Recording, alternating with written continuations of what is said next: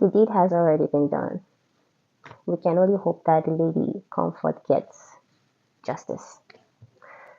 I've been reading comments, I've watched different videos, I've watched different clips. I've had mixed feelings, mixed reactions. One moment, I'm mad at the lady, the passenger, comfort, wondering what could have pushed her to lose her cool like that. And the next moment, I'm feeling so sorry for the air hostess. And another moment, I'm so mad at the Ibom Air hostess and the rest of the crew members. Well, this is my own analysis from the clips, comments, witness report I've seen online. 1. What is airplane mode for? I've never switched off my phone on the plane. Like, I can't remember ever switching off my phone on the plane. I always turn my airplane mode on because that's what it's meant for. Abi, correct me if I'm wrong. Is that not why the airplane mode was designed? That's why it's there. Now, from what I read online, she was asked to switch off her phone, and she said her phone was already on airplane mode. And to my own understanding, she wanted to do other things with her phone while the network was off, instead of switching off the phone totally off. Like me, once the phone is on airplane mode, I scroll through my gallery, do other things, some pictures I've taken, read some messages and all that while I'm offline. Maybe she wanted to do something, and I read that she said she wanted to edit some videos. I do that too. Now, some people like to show power once they're in charge, especially when you don't do exactly as they ask you to do. They will blacklist you in their head and make sure they get back at you. So the hostess already blacklisted her. 2. The arrest. When you've already planned to arrest the passenger, why not handle it professionally? Let the pilot inform the control tower and make sure security personnel are on standby outside before opening the aircraft door on arrival, so that immediately the passenger gets down, she'll be arrested. It's not the air hostess' job to detain anybody. The Ibom Air hostess have no right to block the passenger from leaving the aircraft.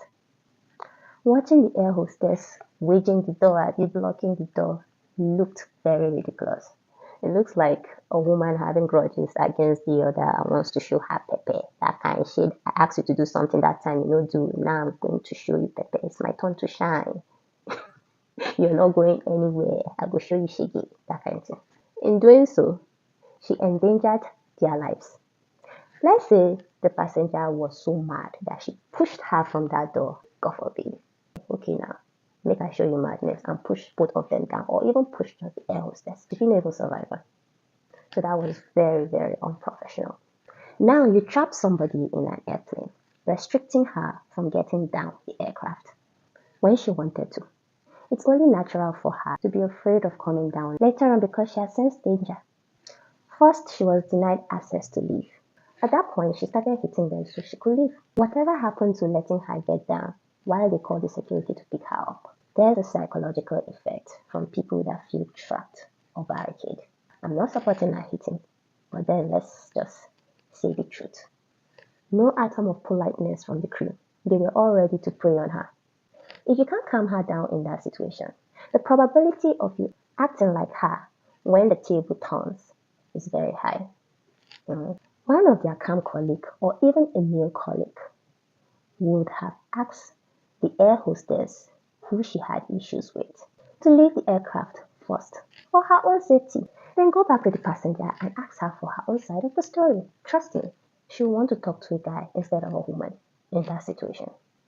At that point, even though she might tell some lies to justify her actions, but then the most important thing is to settle it amicably and not put the company out for wrong reasons. I've seen passengers had issues with air hostess, but you never see it on the internet because they handled it well. A lot of airlines face these challenges, but they manage it well. There's a lot to customer relationship that many people in business don't understand. 3. I saw a video of her asking the air hostess calmly to let her pass. Fully dressed, her wig on, her white jacket on, then another video of them without wigs. So what happened in that moment when there was no camera? Did you know how it got to that extent?